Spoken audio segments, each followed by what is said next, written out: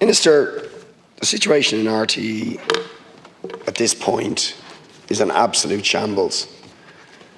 It's been going on now for 9 months. I was just counting the months since the revelations about secret payments, extraordinarily large secret payments to Ryan Tubridy on top of an obscene salary that he received, and indeed many other top presenters received, and lots of executives receiving obscene salaries. And there was outrage, there were hearings, there were questioning, there was going to be reform, this was going to be got a grip on, and here we are 9 months later, and the issue which outraged the public remains with us. Top executives who presided over a shambles walking away with enormous golden handshakes.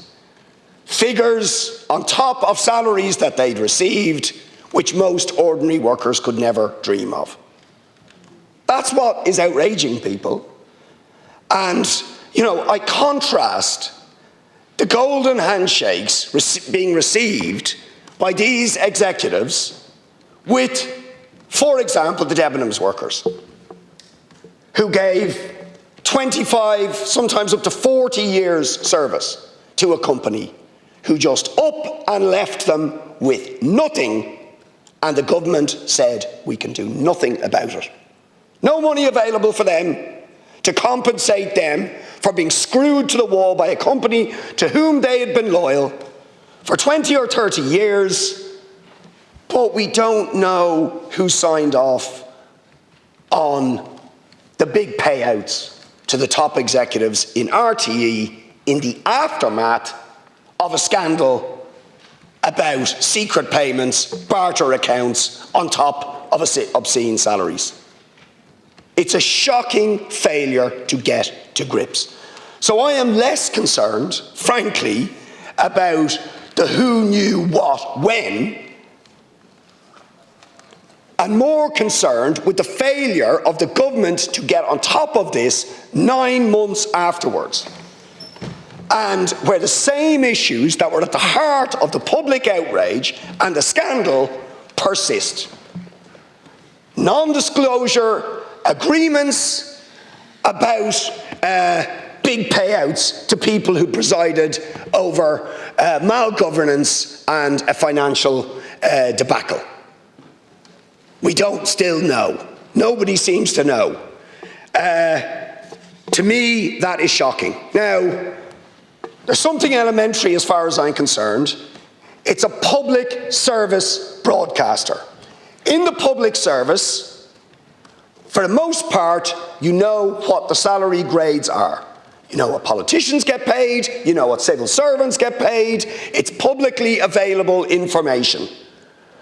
But in a publicly funded national broadcaster, we have non-disclosure agreements, big exit payments, and we haven't got on top, we don't have the information, and we don't know, there's still rows about who knew what when about the decision to sign off on these payments. To me, that is absolutely shambolic, and it's indicative of the way in which state-funded bodies, agencies, semi-states, and so on can operate at arm's length, that's the phrase that's been used, at arm's length from ministerial and governmental responsibility. And to me, that is the issue that has got to be addressed. And to my mind, the really unfortunate thing about all this is that the people who are actually going to suffer at the end of the day, who are suffering, are the ordinary workers in RTE who could never dream of these salaries that these top executives were getting, will certainly not be getting these big exit payments, but whose jobs, hundreds of their jobs, facing suppression. The exact thing that shouldn't have happened is almost certainly going to happen. Hundreds of decent jobs, not super well paid jobs, but of ordinary workers, to be suppressed. And the quality of public service broadcasting, to my mind, inevitably will be degraded as a result of that. Because it is precisely the jobs that actually make the place work, rather than the top executives, that will be suppressed and outsourced. Compounding the situation of bogus self-employment and outsourcing of what used to be decent jobs to the private sector. That is the net result, and that will degrade the quality of public service. And the hiatus that has been created is governmental responsibility in not getting to grips with the funding model and the reform, and that we're still waiting for reports in March, and the government haven't made any decisions about the key issues that lie at the heart of this.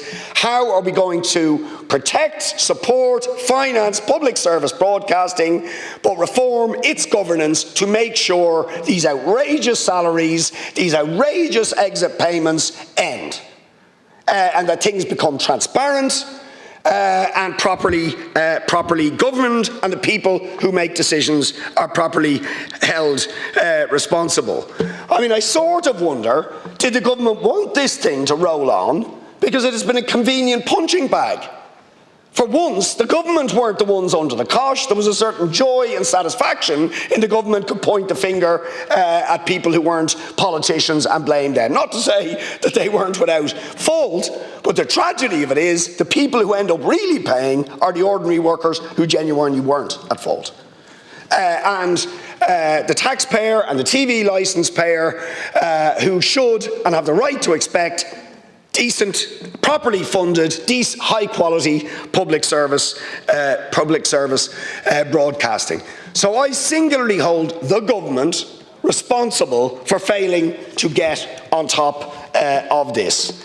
And I would just add, as a last word, Minister, I personally believe that this potentially is the tip of a very big iceberg, as I've said. Because the other area, as the Minister knows, that I'm concerned with, which is also in the audio-visual area, and indeed where there's a very, very big overlap between RTE and the Irish audiovisual sector, particularly the Irish film sector. Many of the people cross over and have crossed over from one to the other, also receive huge amounts of public money. Huge amounts of public money.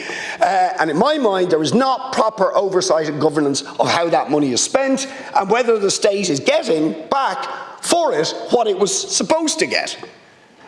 In terms of the quality employment and training. And I acknowledge that you held the forum recently, Minister. I attended the forum, but it was very interesting at that forum. The same thing you're hearing from the ordinary RTE workers about how their jobs are jeopardised, how they are suffering the consequences of the decisions made at the top by talk about executives and so on.